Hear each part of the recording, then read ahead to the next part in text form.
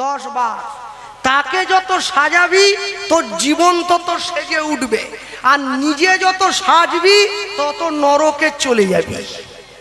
এই জন্যে সবসময় জানবেন, এই যে মা বসে আছেন, আজকে মায়ের পুজো করছেন, খুব সুন্দর সাজিয়েছেন, অপূর্ব সুন্দর।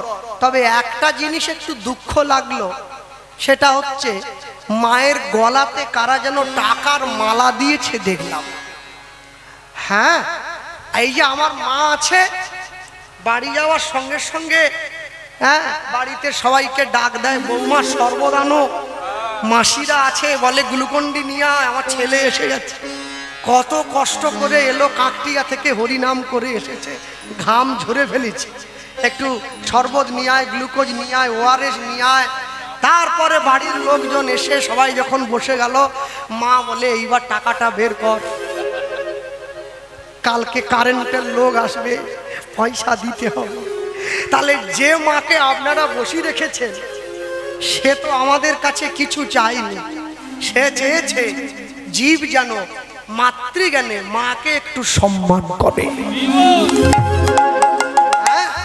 এই জন্যে সবসময়ের জন্য জানবেন, প্রত্যেকটি দেবদেবী, প্রত্যেকটি ভগবান, প্রত্যেকজন জগতে স্বীয় কর্ম পালনের জন্য এসেছেন। কর্ম শেষ চলে যাবেন তিনি। দুই ভাই হাতে হাত ধরে জগন্নাথ দর্শনে যাচ্ছে।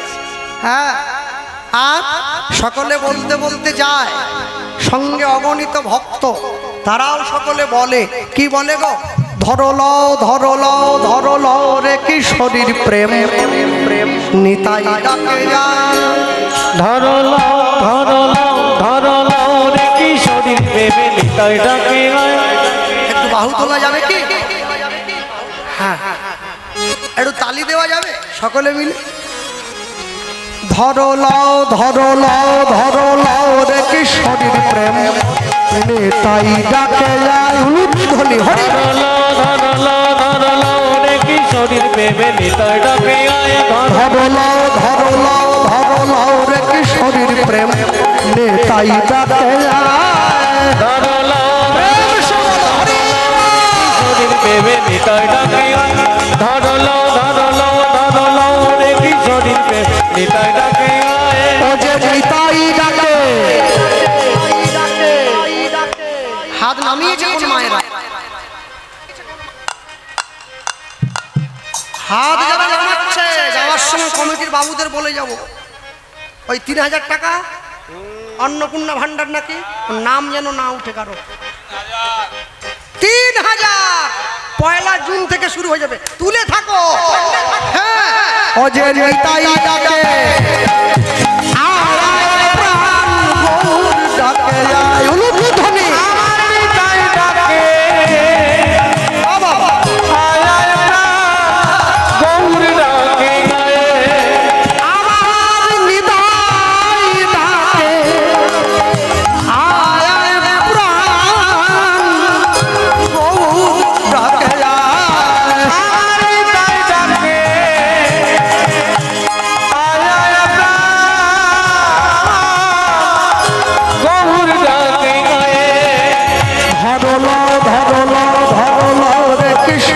প্রেম নেতাই ডাকে যায়।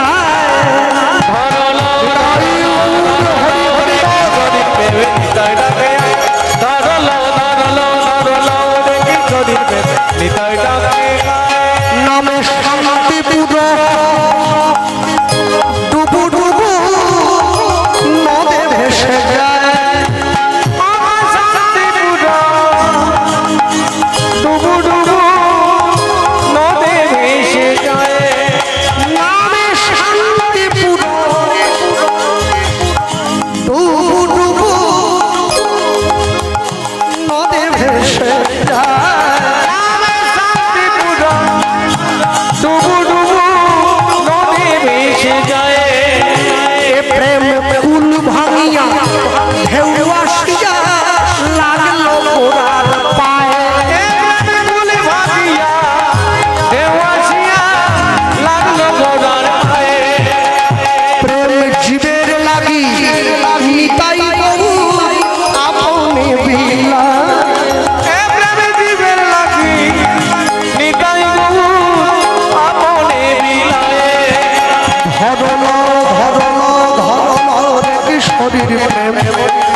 তাই ডাকে ধরলো হরি হরি শরীর দেবে নিতাই ডাকে ধরলো ধরলো লও রে কিশোরীর দেবে নিতাই ডাকে ধরলো ধরলো ধরলো কিশোরীর দেবে নিতাই ডাকে ধরলো ধরলো নিতাই ধরলো ধরলো রে কিশোরীর দেবে নিতাই ডাকে বলো ভাই পরম দয়াল নিতাই চাঁদ কি জয় চৈতন্য মহাপ্রভু কি নিতাই গৌর প্রেমা হরি দুই ভাই ঘন জঙ্গলের মাঝে হাঁটতে হাঁটতে চলে যায় আর দুই ভাই যখন হাঁটতে হাঁটতে চলে যাচ্ছে এই দুই ভাইকে দেখেই হঠাৎ করে কে যেন চিৎকার করে ঘন জঙ্গলের মাঝে ডাক দিয়ে বলে উঠল দয়াল নিতাই জামা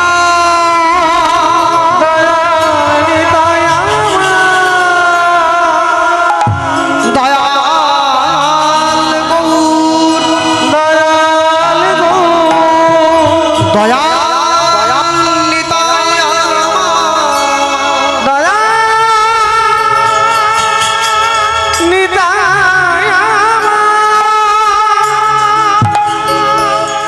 দুই ভাই দাঁড়িয়ে পড়ল চারদিকে তাকিয়ে দেখছে কেউ তো কোথাও নেই তাহলে আমাদের নাম ধরে কে ডাকলো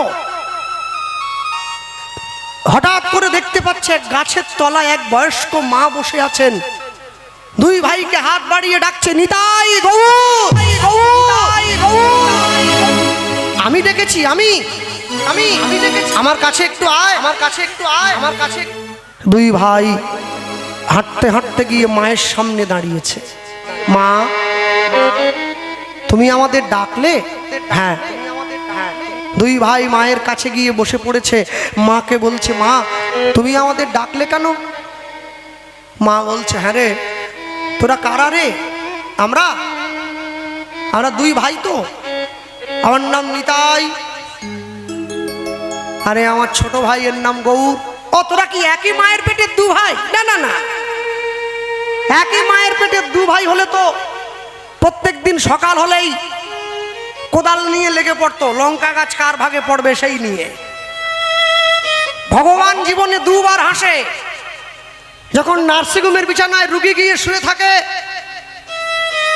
ডাক্তার গিয়ে রুগীর সামনে দাঁড়িয়ে বলে আপনার কোনো চিন্তা নেই আমি যখন আছি আপনি বাঁচবেন ভগবান হাসে ডাক্তারের দিকে তাকিয়ে হ্যাঁ গো ডাক্তার তুমি যে ওকে বাঁচার গ্যারেন্টি দিচ্ছ তুমি নিজে কতক্ষণ বাঁচবে তোমাকে সে গ্যারেন্টি কে দেবে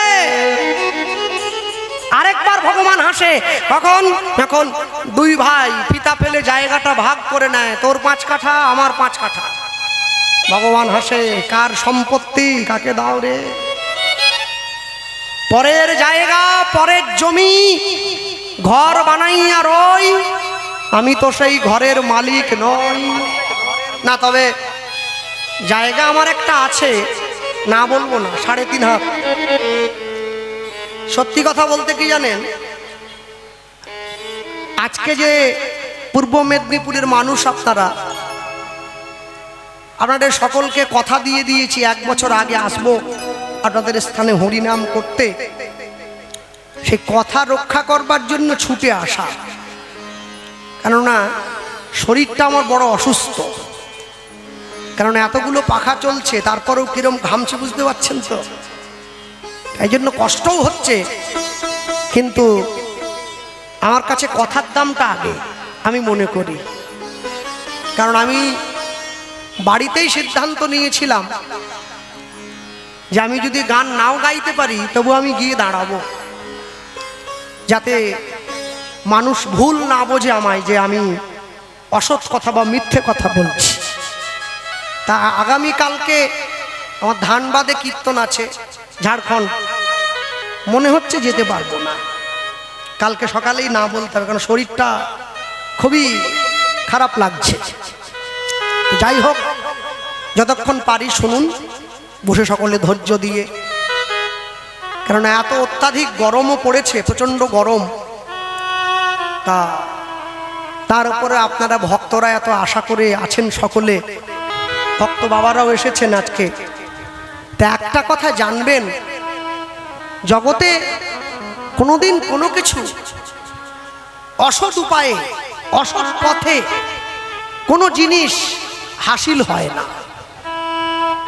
ঈশ্বর যতটুকু চায় সেইটুকু নিয়ে আমাদেরকে সুখে থাকতে হয়। তিনি যদি না চান চেয়েও কিছু পাওয়া যায় না, আর তিনি যদি চান ঘরে বসেও কোটিপতি হয়ে যাওয়া যায়।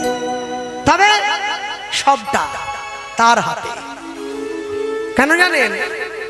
হাঁটলেই যদি রোগা হওয়া যেত না, তাহলে হাতি সারা জীবন হেঁটেই বেড়ায়, ইঞ্চি দিয়ে অন্তত কমে যেত। জীবনে কমেনি, একই রকম আছে। ভোরবেলা করে ঘুম থেকে উঠলেই যদি জীবনে সফল হয়ে যাওয়া যেত, তাহলে যে গয়লাটা দুধ বিক্রি করে, যে গোয়ালাটা দুধ বিক্রি করে, ও কোটিপতি হয়ে যেত। ভোরেই তো ওঠে, যেখানে লোক সেখানেই যাচ্ছে। সব সময়ের জন্য জানবেন, গুণ দেখে গুরু বানান, চরিত্র দেখে চেলা, মন দেখে সঙ্গী বানান, নইলে থাকবেন একলা।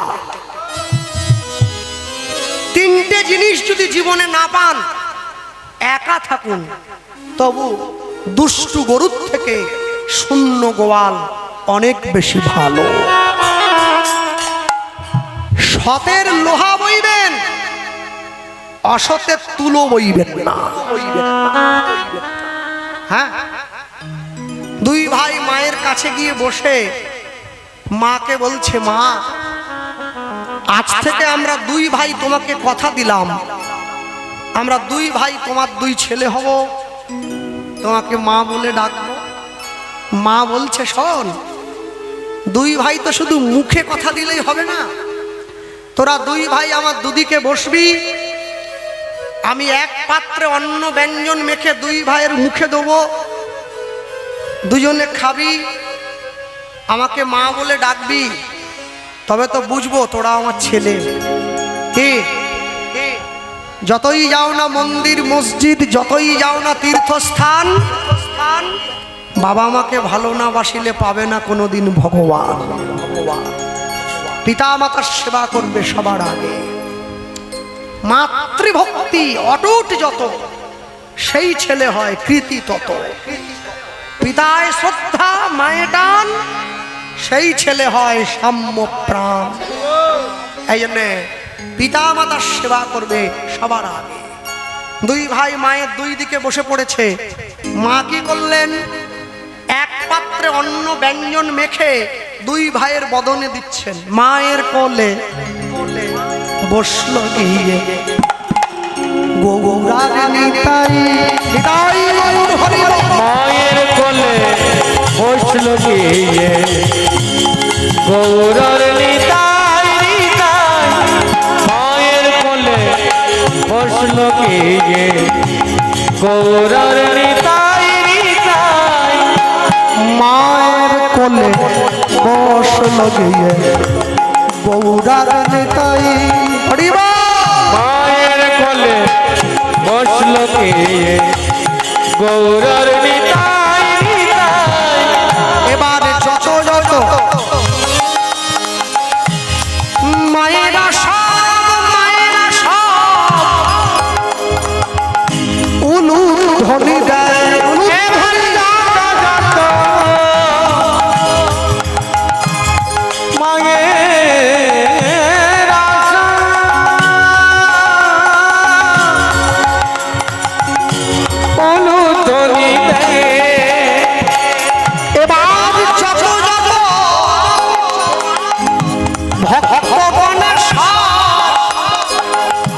হরি ধ্বনি দেয়,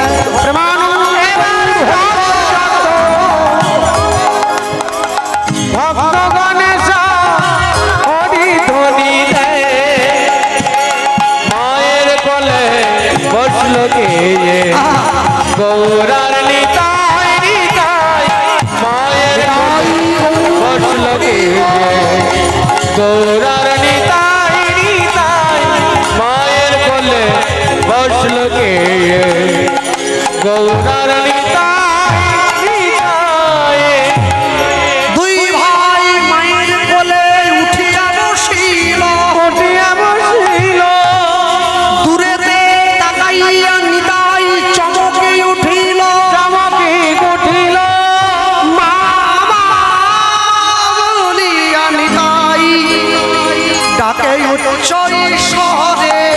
ডাকে উচ্চ স্বরে ছুটিয়া গিয়া মা দু ভাইয়ের বুকে জড়ায়ে ধরে।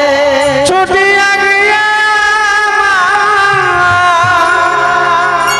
দু ভাইয়েরে বুকে জড়ায়ে ধরে।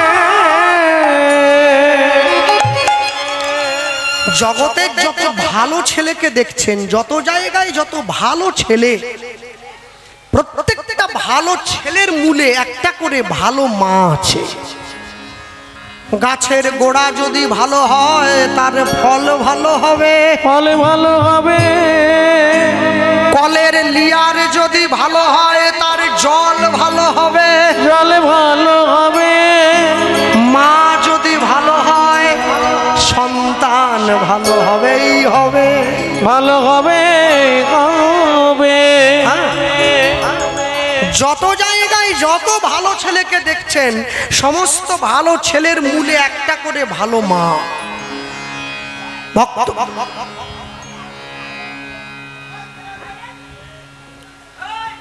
ভক্তমণ্ডলী, ভক্তিমতী মায়েরা, আশ্চর্য কি, দুই ভাই মায়ের কোলে বসে দূরে চোখ দিয়ে মাকে প্রশ্ন করছে, মা দূরে ওই সমাধিটা কার?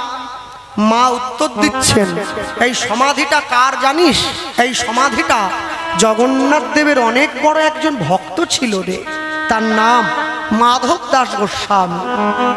ভক্তের মৃত্যুর পর, ভক্তের দেহটা প্রাপ্তির পরে স্বয়ং জগন্নাথ নিজে হাতে ভক্তের দেহটা সমাধি দিয়েছে ওই স্থানে। নিজে হাতে নীলাচল গ্রামের মানুষের কাছ থেকে ভিক্ষা করে মানুষের মাঝে গিয়ে দাঁড়িয়েছেন ভগবান। ভক্তমণ্ডলী, ভক্তিমতী মায়েরা, মায়ের কাছে বসে দুই ভাই শুনছেন। আজ থেকে প্রায় 150 বছর পূর্বে এই নীলাচল গ্রামে একজন ক্ষত্রিয় বাড়ির ব্রাহ্মণ বাস করতেন, যে ব্রাহ্মণের নাম ছিল সুমতি ব্রাহ্মণ। ব্রাহ্মণ কি করতেন? ব্রাহ্মণ মানুষের বাড়ি বাড়ি গিয়ে ভিক্ষা করতেন। মনে রাখবেন, যারা প্রকৃত সাধু হয়েছেন, গেরুয়া পোশাক পরে, বড় দাড়ি আছে, বড় জটা, সংসার নেই, প্রকৃত সাধু কোনোদিন 5 বাড়ির বেশি ভিক্ষে করেন না, পাক আর না পাক। যারা প্রকৃত ব্রহ্মচারী হয়েছেন, মঠে মন্দিরে থাকেন, সাদা পোশাক পরেন, মাথা মুন্ডন থাকে, মাথায় একটা শিখা থাকে, সংসার নেই, প্রকৃত ব্রহ্মচারী কোনোদিন 11টা বাড়ির বেশি ভিক্ষে করেন না, পাক আর না পাক। যিনি প্রকৃত ভক্ত হয়েছেন, স্ত্রী পুত্র আছে, কিন্তু ভগবানকে সেবা দিয়ে প্রসাদ গ্রহণ করেন, প্রকৃত ভক্ত কোনোদিন 21টা বাড়ির বেশি ভিক্ষে করেন না, পাক আর না পাক। কিন্তু আমার মতো ভিখারি একদিনে 3 পালা গান হলেও করতে ছাড়ে। সকালে নন্দীগ্রাম, দুপুরে কাকটিয়া, রাতে ডিমারি, প্রতিদিন 3 পালা করি না, বলছি আর কি। ভগবান বলে, তুই করছিস কর, 2 সিজন পরে তো আমিও ব্যবস্থা করবো রে। শুনেছি মেদিনীপুর থেকে ভেলোর নাকি কাছে হয়, একটা সিট বুকিং করবো ভেলোরে। যা টাকা রোজগার করছিলি বস্তা ভরিয়ে ডাক্তারকে দিয়ে দিতে হবে, গলা তো বন্ধ হয়ে যাবে। লোভে পাপ, বলুন। যা জানেন দেখছি না ভালো, তবে জানেন যেহেতু মেনে চললে আরেকটু ভালো। এই যে 50 ডিগ্রি গরম পড়েছে, এই গরমে দুপুর 11টার সময় বাড়ির কর্তাকে ঘাড় ধাক্কা দিয়ে রোজগার না করতে পাঠালেই একটু ভালো হয়। এতে দুটো দিকই বেঁচে যাবে, বাড়ির কর্তাটাও বেঁচে যাবে, বাড়িটাও বেঁচে যাবে। আর যদি ঘাড় ধাক্কা দিয়ে পাঠিয়ে দেন, কর্তা যদি ফটকা ফুটে যায়, তাহলে দুদিকেই ফুটে যাবে, কর্তাও ফুটে গেল, বাড়িও ফুটে গেল। এই জন্যে যার জীবনে লোভ যত কম থাকবে, তার জীবনে দুঃখ তত কম থাকবে। যার জীবনে লোভ যত বেশি থাকবে, তার জীবনে দুঃখ তত বেশি থাকবে। তবে হ্যাঁ, তাহলে কমিটির বাবুরা যদি আবার ভেবে নেয় যে গোপালবাবুকে যাওয়ার সময় 500 টাকা কম দিয়ে দিব, আমি তো মুখস্থ করে বলতে এসেছি, টাকা ছাড়বো না। যারা গুরু কৃপায় বলবে তারা ছাড়বে, আমার কোনো ছাড়ার জায়গা নেই বাবু। না না না, মজা করছি আর কি। মনে রাখবেন, জগতে কিছু রেখে যেতে হবে তো, তবে তো পরের জীবনে এসে খাবো। গাছ মুড়ে ফল খেলে গাছ যদি মরে যায়, পরের জীবনে খাবো কি? এই জন্যে সব সময় জানবেন, আজকে যারা হরিনাম শুনছেন, আজকে যারা ভগবানের নাম শুনছেন, আমার দাদু বলতেন কীর্তন শুনতে গেলেও মহাপ্রভুর কৃপা থাকতে হয়, না হলে একটা আসনে 3 ঘন্টা বসে থাকা যায় না। এই যে মায়েরা, তবে একটা জিনিস বড় আনন্দের, কেউ দুঃখ পাবেন না, রাগ করবেন না। আপনাদের পূর্ব মেদিনীপুরের মানুষের তো এখন অহংকারে একবারে মাথাটা উঁচু হয়ে আছে, হয়নি? পূর্ব মেদিনীপুরের ছেলে মুখ্যমন্ত্রী হয়েছে, এর থেকে বড় আনন্দ পূর্ব মেদিনীপুরের লোকেদের আর কি হতে পারে? তবে শুধু তো পূর্ব মেদিনীপুর নয়, আমার মেদিনীপুরের লোক আবার দেখিয়ে দিয়েছে মেদিনীপুর শিক্ষায় সবার আগে ছিল, আছে, থাকবে। তবে যদি কোনোদিন আমার সঙ্গে দেখা হয় মুখ্যমন্ত্রী বাবু, ওনাকে বলবো আমার কাছে আপনার কাছে আমার কোনো আর্জি নেই, সব আপনি ভালো করছেন, দুটো জিনিস আর শেয়ার করে দেন, আমি খুব আনন্দিত হব। যদি বলে কি, দুটো চ্যানেল একটু বন্ধ করে দেন, স্টার জলসা আর জি বাংলা। এ দুটো যদি একটু বন্ধ করে দেন আর কি, তাহলে আমার থেকে খুশি এই জগতে কেউ হবে না। যদি বলে কেন, তাহলে মানুষে হরিনাম শুরুই করে 9টার সময়, জগদ্ধাত্রী দেখে তারপরে আসবে, তারে ধরি ধরি মনে করিটা দেখে তারপর। আরে কাকে ধরবে না, যাকে ধরার তাকে তো ধরবে। কাকে চিরসখাকে, যে আসার সময় ছিল যাওয়ার সময়ও থাকবে, সেই তো চিরসখা। মাঝখানের যারা, এরা কি চিরসখা নাকি? এরা তো কাঁটা ঝাড় নিয়ে ঘুরতেছে গায়ে ফুটি দিবে বলে। জীবনে যত বেশি করে সংসারকে আপন করবেন, তত সংসার আপনাকে দুঃখ দেবে, আর যত সংসারকে দূরের থেকে ভালোবাসবেন তত সুখ পাবেন। এই যে আমার আগে রবীন্দ্র নৃত্য হচ্ছিল প্রতিযোগিতা, একটা বিখ্যাত রবি ঠাকুরের গান আছে না, তুমি সুখ যদি নাহি পাও, যাও সুখের সন্ধানে যাও, আমি তোমাতে পেয়েছি হৃদয় মাঝে, আরো কিছু নাহি চাই গো, আমার পরানো যাহা চাই, তুমি তাই, তুমি তাই গো, আমার পরানো যাহা চাই। ওগো তোমা ছাড়া মোর এ জগতে কেহ নাই, কিছু নাই গো, আমার পরানো যাহা চায়। সব সময় ঈশ্বরকে ভালোবাসবেন। 2 ভাই মায়ের কাছে বসে শুনছে। এই সুমতি ব্রাহ্মণের সংসারে একটা ছেলে ছিল, যার নাম হলো মাধব। পাড়ার লোকে ভালোবেসে ছেলেটাকে মাধু বলে ডাকত। মাধবের বাবা প্রতিদিন ভিক্ষায় যেত, ভিক্ষা করে যা পেত তাই দিয়ে ভগবানের সেবা দিত। 3 জনে মিলে প্রসাদ দিত। আজকে সকালবেলা মাধবের বাবা ভিক্ষার ঝুলিটা কাঁধে নিয়ে ভিক্ষা করতে বেরিয়েছে। আমি দিন ভিখারি, নাই গো পড়ি, নাই গো পড়ি,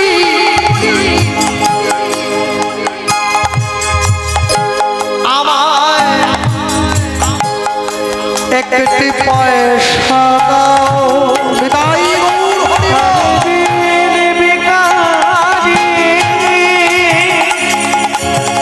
নাই টাকা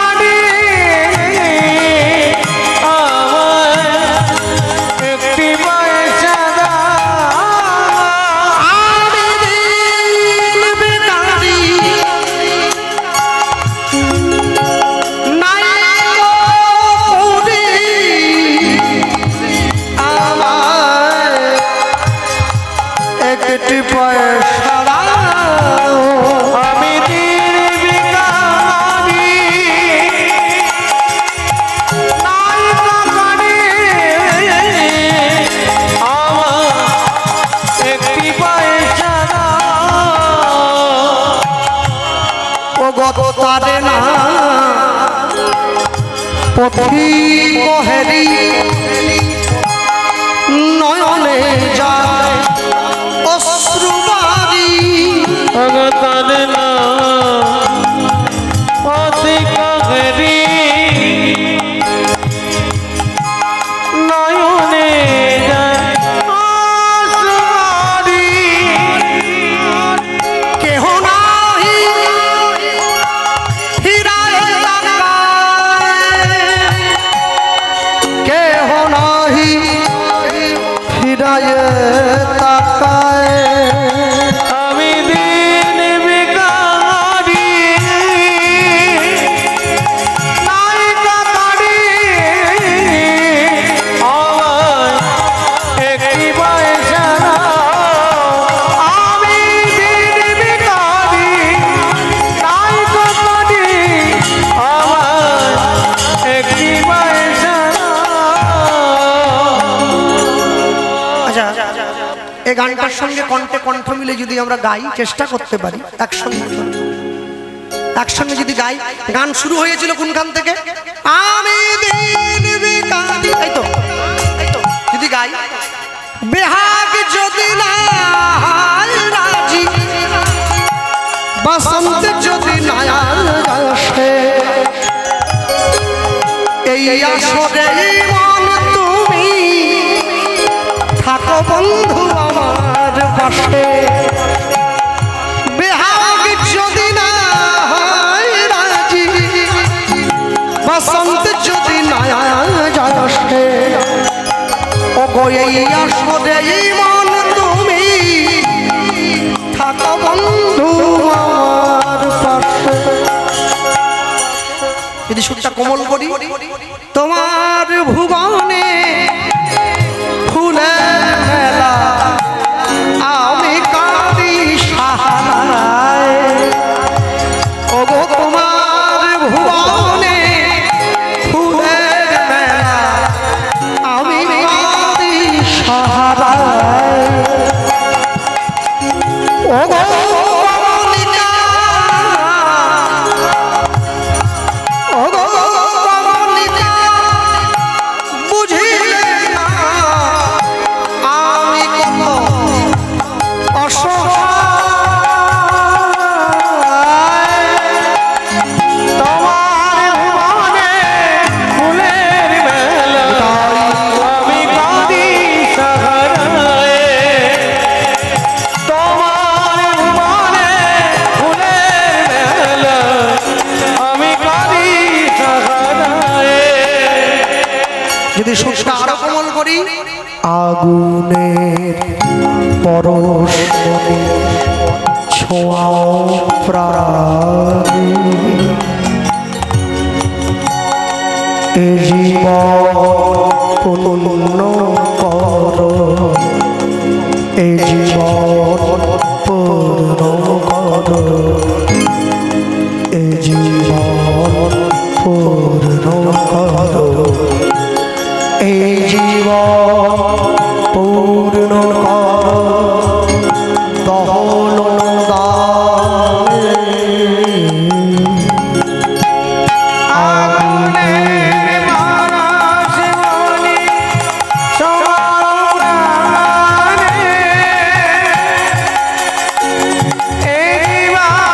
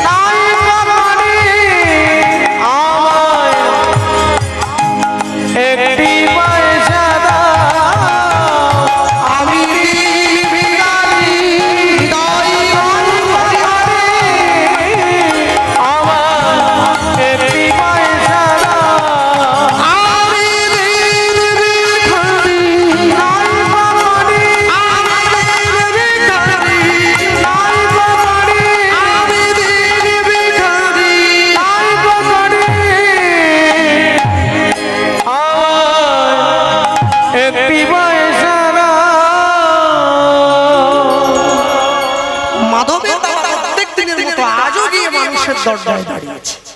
প্রত্যেকদিন যত ভিক্ষা চায় আজকে তার থেকে অনেক বেশি ভিক্ষা পেয়েছে, তাই ভিক্ষার ঝুলিটা আজকে মাথায় নিয়ে নিয়েছে, কাঁধে নিতে পারে নাই।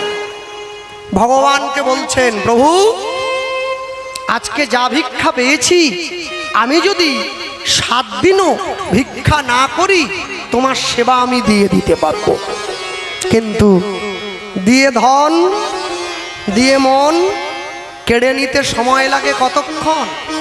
এই জন্যে জীবনে কোনো কিছু নিয়ে কোনো দিন অহংকার করবেন না। আজ আছে কালকে নাও থাকতে পারে। ভক্তমণ্ডলী, ভক্তিমতী মায়েরা, মাধবের বাবা ভিক্ষার ঝুলিটা কাঁধে নিয়ে তাড়াহুড়ো করে বাড়ির দিকে পা বাড়াচ্ছে। যেই রাত্রি 11টা বাজতে চলল, মায়েরাও তাড়াহুড়ো করে বাড়ির দিকে পা বাড়াচ্ছে। না না, এখানে সবাই ভালো, আমি আমাদের ওইখানের কথা বলছি আর কি। হ্যাঁ, রাত্রি 11টায় আমার পশ্চিম মেদিনীপুরে মিঠুন চক্রবর্তীকে দিয়ে কীর্তন করালেও একটা লোক থাকবে না, আমি তো সামান্য। পূর্ব মেদিনীপুর তবু বসে আছে, ভালো বলতে হয়। তা ভিক্ষার ঝুলিটা কাঁধে নিয়ে বাড়ির দিকে পা বাড়ালো। হঠাৎ করে আকাশের পশ্চিম কোণায় কালো একটা মেঘ উকি দিল। আস্তে আস্তে করে সেই কালো মেঘে পুরো আকাশটা ভরে গেল। ঝমঝম করে বজ্রবিদ্যুৎ সহকারে বৃষ্টি নেমে এসেছে। মাধবের বাবা ভিক্ষার ঝুলিটা মাথার থেকে নামিয়ে বুকের মাঝে জড়িয়ে ধরে গ্রামের মাটির রাস্তাটায় চলতে গিয়ে পা পিছলে আছাড় খেয়ে পড়ল। যা ভিক্ষা পেয়েছিল বৃষ্টির জলে কাদায় সব নষ্ট হয়ে গেল। ভগবানকে বলল, প্রভু তুমি যদি আমার কাছ থেকে কেড়েই নেবে তাহলে আমায় দিলে কেন? এই জন্যে ভগবান যখন কাউকে দেন তখন তো 10 হাতে দেন, আর যখন কেড়ে নেন 100 হাতে কেড়ে নেন। কোমরের ভুমসিটা পর্যন্ত রাখেন না, সেটাও পর্যন্ত কেড়ে নেন। এই জন্যে সনাতন ধর্ম সারা জীবনের জন্য মাথা উঁচু করে দাঁড়িয়ে আছে। কেন?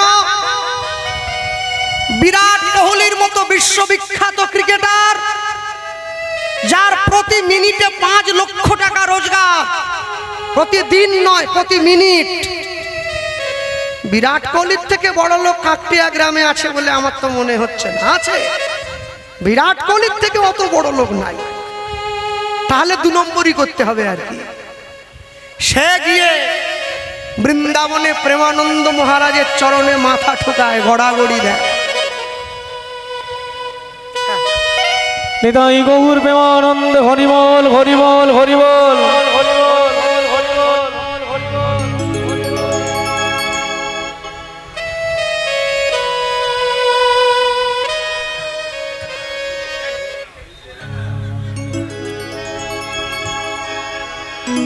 এদিকে চলে আসো।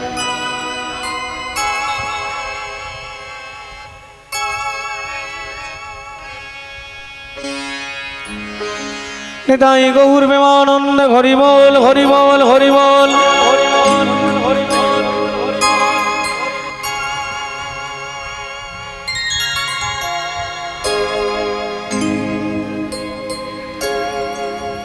এখন এই ভালোবাসার তো মূল্য হয় না, যা দিল একেবারে অমূল্য। কেন জানে? সত্যি কথা বলতে কি, কত টাকা ছবিটার দাম এটা বড় কথা নয়। এই যে গোবিন্দ বলে যে ছেলেটি, সেই যে ভালোবাসা দিয়ে ছবি আর ফুলের মালাটা এনে আমার হাতে দিয়েছে, কারণ ও জানে যার কিছু হোক আর না হোক, গোপালবাবু ছবিটা তো বাড়িতে টাঙিয়ে রাখবে। ছবিটার দিকে তাকালেই আমাদের হরিবাসরের কথাটা মনে পড়ে যাবে। নিতাই গৌর প্রেমানন্দে হরিবল হরিবল। তবে আমার বাড়ি ছোট্ট হলেও ছবি টানানোর জন্য একটা আলাদা ঘর করেছি আমি। যত ভক্তরা আমাকে যা উপহার দেয় একটা ঘরে সব দেওয়ালে সাজানো আছে, ওইখানে ওই নাম লিখে লিখে সব টানিয়ে রাখি, তাতে দেখলেই মনে পড়ে যে এইখানে গিয়েছিলাম, এইটা দিয়েছিল। কেননা চিরদিন কাহারও সমান নাহি যায়, তা আমারও এই দিনটা তো থাকবে না, কিন্তু স্মৃতিটা থেকে যাবে, এই জন্যই রাখা। তো যাই হোক, যারা বসে আছেন আজকে স্থানে, একটা জিনিস যেটা আমাকে কমিটি দাদাভাই বলতে বলেছিল আমার মনে পড়ে গেল। রামকৃষ্ণ পরমহংসদেবের মতো গুরু পেয়েছিলেন বলে শিষ্য বিবেকানন্দ হয়েছিল। হ্যাঁ, ওই দাদাভাই বলতে বলেছে, যদি রামকৃষ্ণের মতো গুরুদেব না পেতেন নরেন্দ্রনাথ দত্ত বিবেকানন্দ হতে পারতেন না। পারতেন কি? পারতেন না।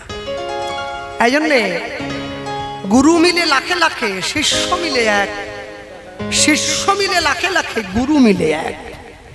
যোগ্য গুরুর যেমন দরকার, যোগ্য শিষ্যেরও তেমনি দরকার। আপনাদের এই তমলুকে একজন ভক্তের সঙ্গে আমার পরিচয় ছিল, তিনি নেই, ইহজগৎ ত্যাগ করেছেন। তমলুক মহাপ্রভুর মন্দিরের সঙ্গে যুক্ত ছিলেন তিনি, তার নাম নিমাই চরণ দাস। তিনি অনেক বড় পণ্ডিত ছিলেন, বৈষ্ণব ব্যাকরণের বিরাট পণ্ডিত, কিন্তু দেখলে মনে হতো না, একদম সাধারণ এই নার মতো। কিন্তু এত তার পাণ্ডিত্য ছিল, মানে পুকুরের পাড় থেকে তো পুকুরের জলের গভীরতা বোঝা যায় না, পুকুরে নামতে হয়। তাই নিমাই প্রভুর সঙ্গে কথা না বললে বোঝা যেত না যে তার জ্ঞানের গভীরতা কত। আমাদের মতো কীর্তনিয়াদের কত ভুল ধরে তিনি সংশোধন করে দিয়েছেন। আমি যখন গাইতে আসতাম ছোটকালে তমলুকের দিকে, কীর্তন জগৎ আমার আজকে নয়, 22 বছর চলছে, তো উনি সামনে বসতেন, তা উনি ওই খাতায় টুকে টুকে রাখতেন। আসর থেকে যখন নামতাম উনি আমাকে একটা করে বলতেন যে এইটার পরে এইভাবে বলবে, এই শ্লোকটা এইভাবে উচ্চারণ করবে, এতে তোমার আগামী দিনটা সুন্দর হবে। ওনার সেই কথা কতটা মেনে চলতে পারি জানি না। তা উনি আমাকে একটা উপহার দিয়েছিলেন এইরকম, উনি একটা হাতে এঁকে আমাকে গোলক ব্রহ্মাণ্ডের একটা ম্যাপ তৈরি করে দিয়েছিলেন, যেটা আমার বাড়িতে এখনো গুছানো আছে। মনে রাখবেন, সব জিনিস এই উপহারটার মতো পয়সা দিয়ে পাওয়া যায় না, কিছু জিনিস ভালোবেসেও আদায় করে নিতে হয়। যাই হোক, যেটা বলতেছিলাম, রামকৃষ্ণদেবের কাছে বিবেকানন্দ প্রথমে যান নাই, বিদ্যাসাগরের কাছে গিয়েছিলেন জানবার জন্যে যে জগতে এমন একজনকে বলুন যাকে গুরুরূপে বরণ করতে পারি। বিদ্যাসাগর পশ্চিম মেদিনীপুরের লোক নয়, মেদিনীপুরের লোক বলেই আমি বলবো। আপনি বিদেশে গেলে বিদ্যাসাগরের পশ্চিম মেদিনীপুরে জন্ম এ কথা বললে লোকে বুঝবে না, বলতে হবে মেদিনীপুরের লোক। মাতঙ্গিনী হাজরা পূর্ব মেদিনীপুর, কেউ বললে বুঝবে না, বলতে হবে মেদিনীপুরেরই লোক। বিদ্যাসাগর সেই ব্যক্তি যিনি বঙ্কিমচন্দ্র চট্টোপাধ্যায়ের মতো সাহিত্য সম্রাটকে পর্যন্ত গ্র্যাজুয়েশনের বাংলা পরীক্ষায় ফেল করিয়ে দিয়েছিলেন। বিদ্যাসাগরের জীবনী পড়বেন তাহলে বুঝতে পারবেন।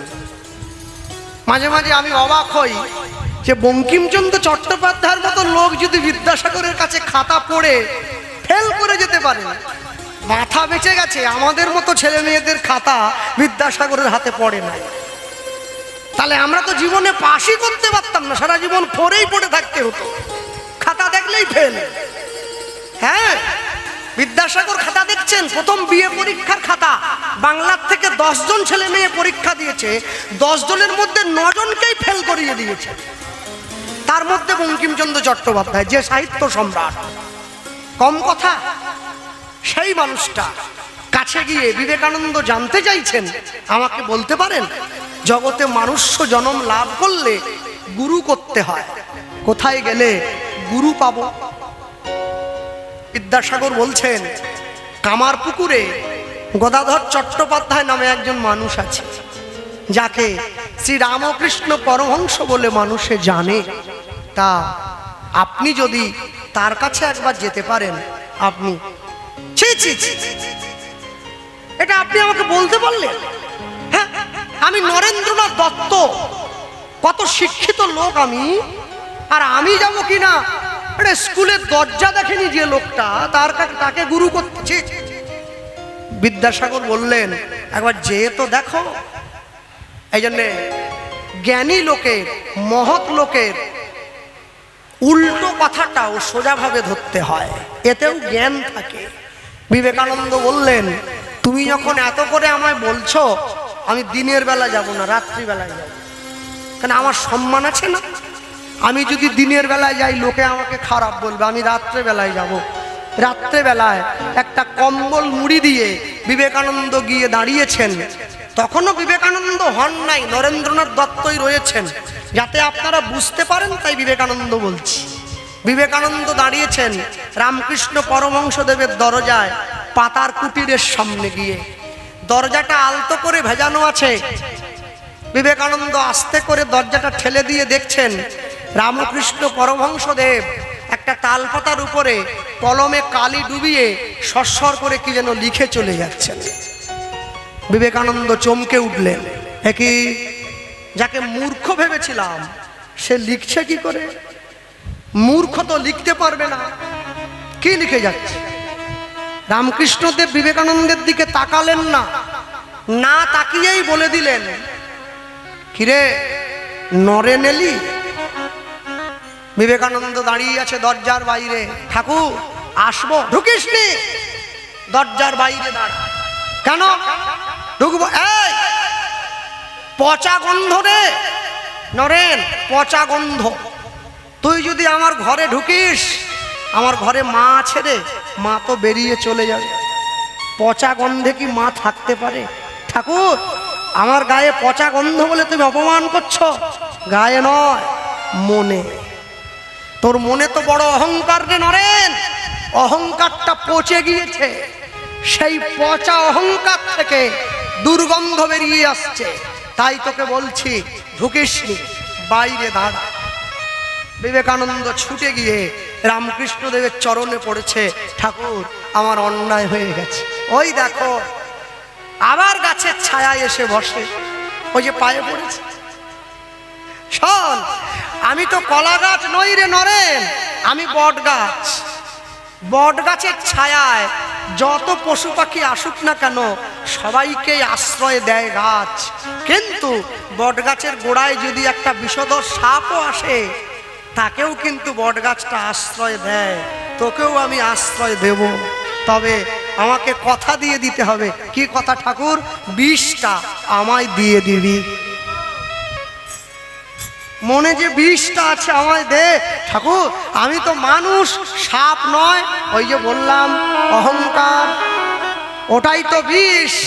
দে আমায় দে ঠাকুর, কথা দিলাম আজ থেকে তোমার পথ দেখানো মতো চলবো। কথা দিয়ে দিয়েছি, কথা দিয়ে দিয়েছে, ঠিক আছে। আজ থেকে আশীর্বাদ করে দিল, তোর অন্তর, তোর বিবেক সব সময় পারমার্থিক আনন্দে পরিপূর্ণ থাকবে। আজ থেকে তুই নরেন্দ্রনাথ দত্ত নস, আজ থেকে তোর নাম হবে স্বামী বিবেকানন্দ। রামকৃষ্ণ পরমহংসদেবের আশীর্বাদ মাথায় নিয়ে আমেরিকার চিকাগো ধর্মসভায় সনাতন ধর্মের মানকে বাড়াবার জন্য বিবেকানন্দ গিয়ে দাঁড়িয়েছেন। প্রথমেই চমকে দিলেন, যত ধর্মের গুরুরা এসেছেন সবাই বলছেন আমার ধর্ম খ্রিস্টান ধর্ম, আমার ধর্ম ইসলাম ধর্ম, আমার ধর্ম বুদ্ধ ধর্ম।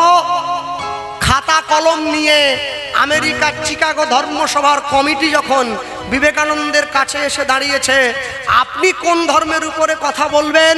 বিবেকানন্দ বলছেন আমার ধর্মের নাম হবে ভদ্রলোকের ধর্ম, রিলিজিয়ান অফ জেন্টেলম্যান। সকলে তাকিয়ে আছে, এরকম কোন ধর্ম হয় নাকি? হয় বলেই তো জানাতে এসেছি, না হলে জানাবো কেন? দিবে আর নিবে, মেলাবে মিলিবে, যাবে না ফিরে এই ভারতের মহামানবের সাগর তীরে। এটাই তো ভদ্রলোকের ধর্ম, এটাই ভক্ততার ধর্ম। ভক্তমণ্ডলী, ভক্তিমতী মায়েরা মানুষের কাছে প্রশংসা কুড়িয়ে গাছের তলায় বসে আছেন। আপনারা জানলে অবাক হয়ে যাবেন, তৎকালীন সময়ে বিবেকানন্দের কাছে আমেরিকার মতো শহরে হোটেল ভাড়া করবার মতো পয়সা ছিল না। বসে আছেন গাছের তলায়। অনেক আমেরিকাবাসী এসে বিবেকানন্দকে প্রশ্ন করছে, এই প্রশ্নের উত্তর দেন, এটার উত্তর দেন, এটা বলুন, এটা বলুন, এটা বলুন। সবার সব উত্তর দিচ্ছেন। এমন সময় একটি সুন্দরী মেয়ে এসে বিবেকানন্দকে প্রশ্ন করছেন, আমার একটা প্রশ্ন আছে, একটু উত্তর দেন। বিবেকানন্দ বলছেন, বলো মা, কি তোমার প্রশ্ন? মেয়েটি বলছে, আমি তোমাকে বিয়ে করতে চাই। বিবেকানন্দ বলছে, মা তুমি আমাকে দেখো, আমার মাথায় পাগড়ি আছে, গেরুয়া পোশাক পরেছি, ডোর কৌপিন বহির্বাস পরেছি, পায়ে খড়ম পরেছি, আমি সন্ন্যাসী, ব্রহ্মচর্যকে রক্ষা করি, আমি তো বিয়ে করতে পারবো না। মেয়েটা কাঁদতে কাঁদতে ফিরে যাচ্ছে। বিবেকানন্দ মেয়েটিকে ডাক দিয়ে বললেন, মা আমেরিকার মাটিতে এত ভালো ভালো ছেলে থাকতে তুমি আমাকে বিয়ে করবে কেন?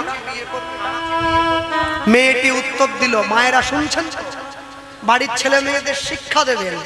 মেয়েটি উত্তর দিচ্ছে, শোনো, কেন তোমাকে বিয়ে করব জানো? কেন? একটাই কারণের জন্য। কারণটা কি? তোমাকে বিয়ে করে তোমার ঔরসে তোমার মতো তেজস্বী একটা সন্তানের জন্ম দেব। আমার ছেলে যখন রাস্তা দিয়ে হেঁটে চলে যাবে, লোকে ডেকে বলবে বিবেকানন্দের ছেলে হেঁটে যাচ্ছে, এই জন্যই তোমাকে বিয়ে করতে চাই। বিবেকানন্দ বুঝে নিয়েছে মেয়েটির উদ্দেশ্য অনেক বড় আছে। মেয়েটিকে কাছে ডেকে বলছে, আচ্ছা মা, তোমার দরকার আমার মতো ছেলে, একটা বুদ্ধি করো। তোমার দরকার আমার মতো ছেলে, আমারও দরকার তোমার মতো একটা মা। তুমি আজ থেকে আমাকেই তোমার ছেলে বানিয়ে নাও, তাহলে আমাকেও আর বিয়ে করতে হলো না, আমারও ব্রহ্মচর্য অটুট থেকে গেল, আর তুমিও আমার মতো ছেলে পেয়ে গেলে। মাকে মাদার আর্থারের নোবেল ভগ্নী নিবেদিতা, ছেলেকে স্বামী বিবেকানন্দ। এই জন্যে সব সময় বিবেকানন্দ বলেছিলেন, গর্ব করে বলবে আমি হিন্দু, মাথা উঁচু করে বলবে। তবে যে মায়েরা বসে আছেন, বাবার এবং দাদা ভাই দাঁড়িয়ে আছেন, অনেক অত্যাচার, অনেক অপমান, অনেক কষ্ট, অনেক যন্ত্রণা, অনেক ভয়, অনেক লাঞ্ছনা সহ্য করে 2026-এ সনাতন ধর্ম জয়লাভ করেছে। এটা আমাদের কাছে বড় আনন্দের ব্যাপার। হ্যাঁ, সনাতন ধর্মের মানুষ যে এক জায়গায় জড়ো হয়েছে, বিভেদ ভুলে গিয়ে, হিংসা ভুলে গিয়ে, ব্রাহ্মণ ক্ষত্রিয় বৈশ্য শূদ্র এই ভেদ ভুলে গিয়ে ধর্মকে বাঁচাবার জন্য মানুষ যে এক আসনে জমা হতে পেরেছে, এর জন্যই ভগবানের চরণে নতমস্তকে প্রণাম জানাই যে প্রভু, তুমি সকল সনাতনীদের অন্তরে কৃপা করেছ। তবে আমাদের বসে থাকলে চলবে না। আগামী 5টা বছর সনাতন ধর্ম হিন্দুদেরকে এমনভাবে এক হয়ে যেতে হবে যেন আগামী 100 বছরেও সনাতনীদের এই ঐক্যবদ্ধতা নষ্ট না হয়ে যায়, যেন সনাতনীরা একভাবে জগতে বেঁচে থাকে। ভক্তমণ্ডলী মায়েরা সব সময়ের জন্য জানবেন, যারা বসে আছেন এ জায়গায়, এত অসুস্থতার মধ্যেও ছুটে এসেছি শুধুমাত্র পয়সার জন্য নয়, এইটা প্রচারের জন্যও। কেন জানেন? জগতে ভালোটা প্রতিষ্ঠা করতে গেলে অনেক কষ্ট করতে হয়, আমাকেও সহ্য করতে হয়েছে। অনেক অপমান, অনেক লাঞ্ছনা, অনেক খিস্তি, অনেক গালাগালি, অনেক কটু কথা। হরিবাসর থেকে নামার পর একটা ঘরের মধ্যে বন্ধ করে আমার কানের ডগায় বন্দুক পর্যন্ত ধরা হয়েছে। কেন? আমি হিন্দুত্বের হয়ে প্রচার করি বলে। তবু পিছপা হই নাই। আমি মনের মধ্যে বোধ দিয়েছিলাম, এক না একটা দিন পশ্চিমবঙ্গের, গোটা পশ্চিমবঙ্গের প্রতিটা পাড়ায়, প্রতিটা গ্রামে, প্রতিটা ঘরে, প্রত্যেকটা মহল্লার কোণে কোণে একটা একটা করে গোপাল কৃষ্ণ পাল দাঁড়িয়ে থাকবে যে মানুষকে এক করবার জন্য বিনা স্বার্থে এসে দাঁড়াবে। আজকে সকলে এক হয়েছে, এর থেকে বড় আনন্দ আমার জীবনে আর কিছু নাই।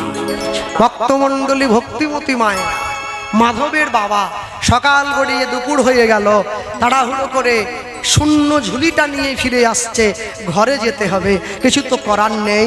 না পেয়েছি তো কি হয়েছে, ভগবানকে বলবো পাই নাই পথ চলিতে চলিতে চলিতে আর বলিতে উলুধ্বনি পথ চলিতে আর বলিতে, বাহু তুলে বলো, পথ চলিতে আর বলিতে, পথ চলিতে আর বলিতে, পথ চলিতে আর বলিতে, পথ চলিতে আর বলিতে। তুমি গাহ কৃষ্ণ নাম, মধুর নাম, হরি নাম, হরি হরি তুমি গাহ কৃষ্ণ নাম, মধুর নাম, হরি নাম। তুমি গাহ কৃষ্ণ নাম, মধুর নাম, হরি নাম। পথ চলিতে আর বলিতে, পথ চলিতে আর বলিতে, সম্মুখে আধার রাত্রি, ওগো তুমি যে পথযাত্রী, সম্মুখে আধার রাত্রি,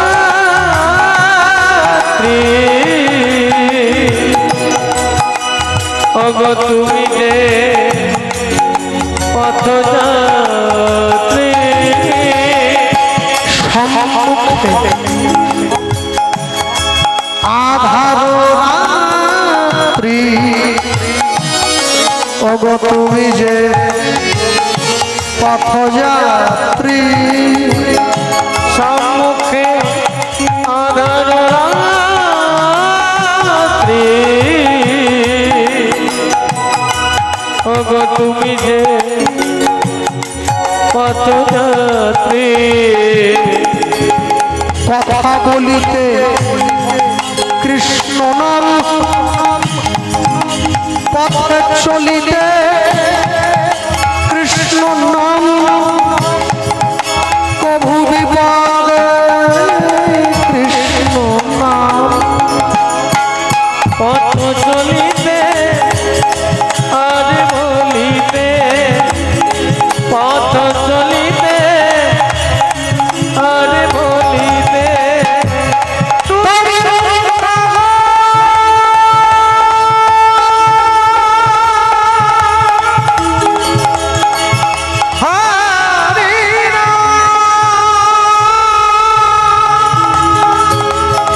কৃষ্ণ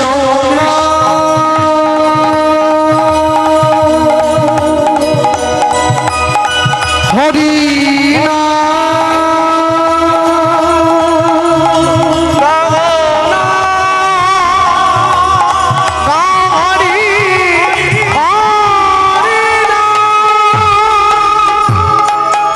কৃষ্ণ নাম, কৃষ্ণ মধুর নাম, মধুর নাম, গাহ হরি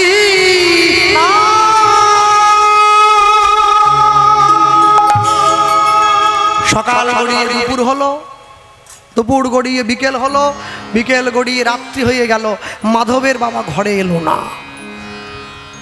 সন্ধেবেলায় মাধব গিয়ে মায়ের কাছে দাঁড়িয়ে বলল, মা আমার ভীষণ খিদে পেয়েছে, একটু খেতে দাও না। মা গিয়ে মাধবকে বলল, খোকা তোমার বাবা তো এখনো ভিক্ষা করে আসেনি বাবা, তোমার বাবা ভিক্ষা করে এলেই আমি তোমাকে খেতে দিয়ে দেবো। রাতের অন্ধকারে বাড়ির লোকেরা, পাড়ার মানুষজন, গ্রামের মানুষজন মিলে মাধব দাসের বাবার মৃতদেহটা ঘরের মধ্যে বয়ে নিয়ে এলো। শোনো ব্রাহ্মণী, আজকে ঝড় জলের দিনে ভিক্ষা করে ফিরে আসার সময় তোমার স্বামী পথের মধ্যে বাজ পড়ে সারা জীবনের জন্য বিদায় নিল।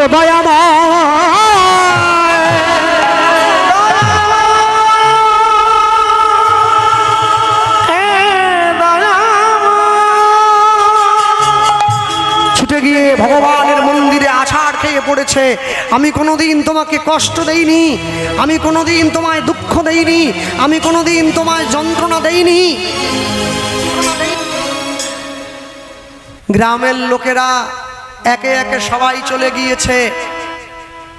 ছোট্ট ছেলেটা মায়ের কাছে গিয়ে বলছে, মা, বাবা নেই তো কি হয়েছে, আজ থেকে আমি তো তোমার ছেলে। শোনো, মায়ের চোখের জলটা মুছিয়ে মাকে বুকের মাঝে জড়িয়ে ধরেছে। নিজের ছেলের মুখে দুবেলা দুমুঠো অন্ন তুলে দেওয়ার জন্যে মাধবের মা কি করলো, নীলাচলের জমিদার বাড়িতে ভগবানের মন্দির পরিষ্কারের দায়িত্বটা নিল। সারাদিন ভগবানের মন্দির পরিষ্কার করে, সন্ধেবেলায় মন্দিরের বাইরে গিয়ে হাত জোড়ো করে দাঁড়ায়। জমিদার মশাই মায়ের আঁচলে দুটো আটার রুটি ছুঁড়ে দেয়। মা এসে জল দিয়ে ভিজিয়ে একটা নিজে খায়, একটা ছেলেকে খাওয়ায়। ভগবানকে বলে, প্রভু, তুমি আমায় দুঃখ দাও, তুমি আমায় কষ্ট দাও, দুঃখ পেলেই তো আমি তোমায় ভালোবাসবো, সুখ পেলে তো ভুলে যাব। তুমি ফোটাও বলে মোরা ফুটি দয়াল, তুমি ঝরাও বলে ঝুরি, তুমি ফোটাও বলে মোরা ফুটি গো দয়া, ঝরাও বলে ঝুরি, ফোটা বলে মোরা ফুটি গো দয়াল, ঝরা বলে ঝুরি, তুমি ফোটাও বলে তাই গৌর প্রাণ মোরা ফুটি গো দয়া, ঝরাও বলে ঝুরি, তুমি হাসাও বলে মোরা হাসি গো দয়াল, কাঁদাও বলে কাঁদি, তুমি হাসাও বলে হাসি গো দয়া, কাঁদা বলে কাঁদি,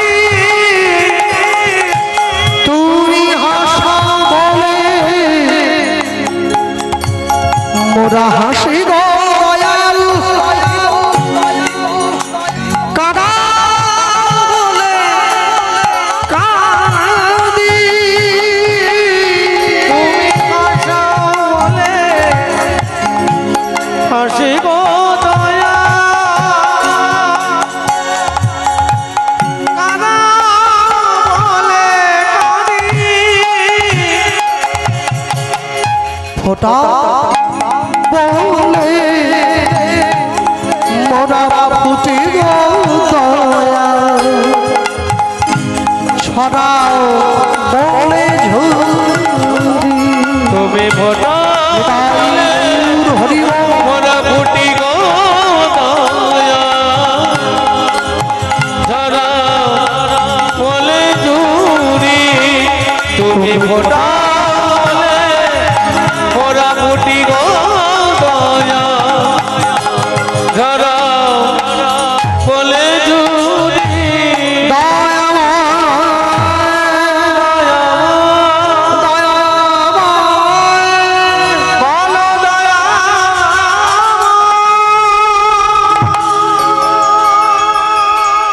জমিদার সাহেব মন্দিরের বারান্দায় দাঁড়িয়ে আঁচলটা পেতে দিয়েছে।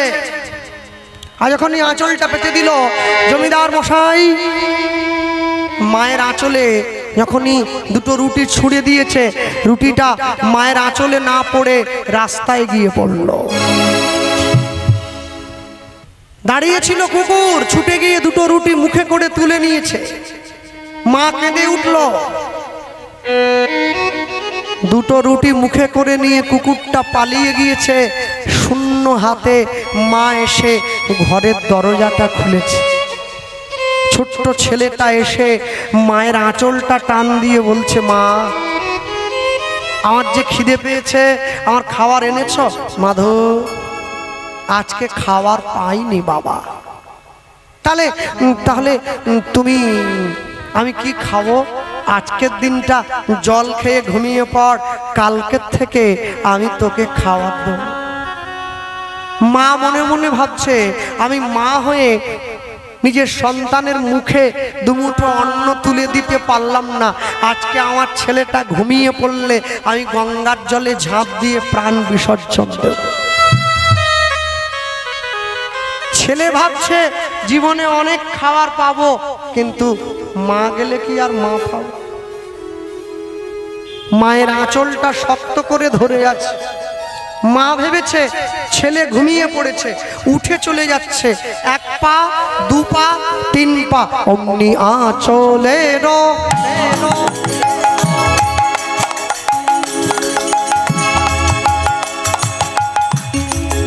অগয়া চলের টানে মাধু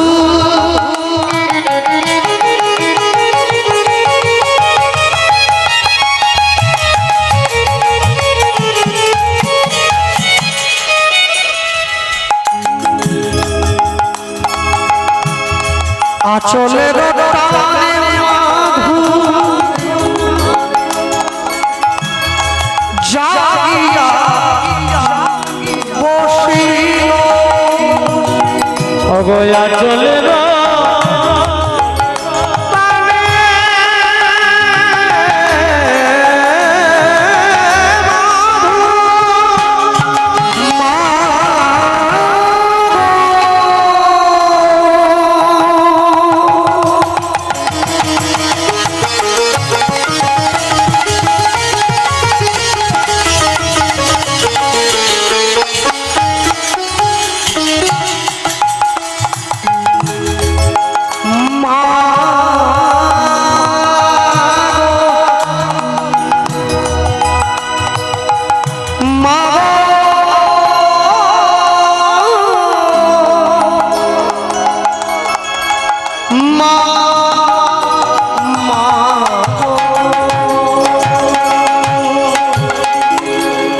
অগয়া চলে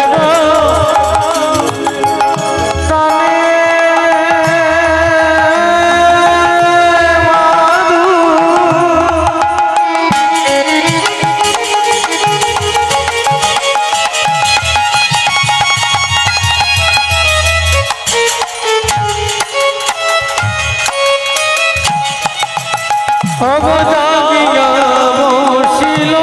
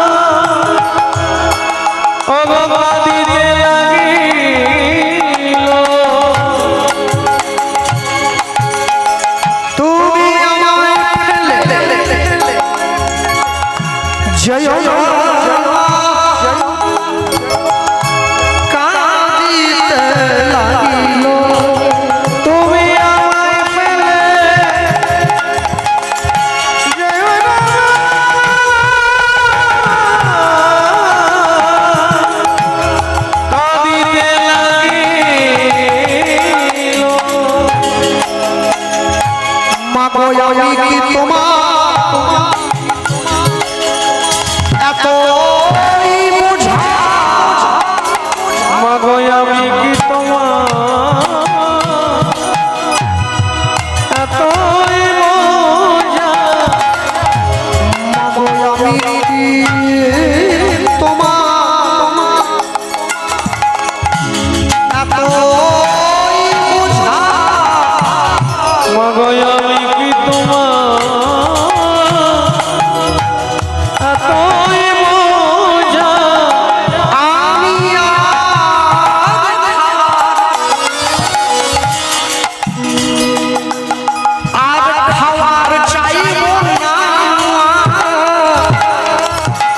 মাগো আমি কি তোমার তুই বোঝা তুমি আমায় ফেলে চলে যায় না, আমি কি তোমার তুই বোঝা আমি আর চাইব না, আমি কি তোমার তুই বোঝা বলিও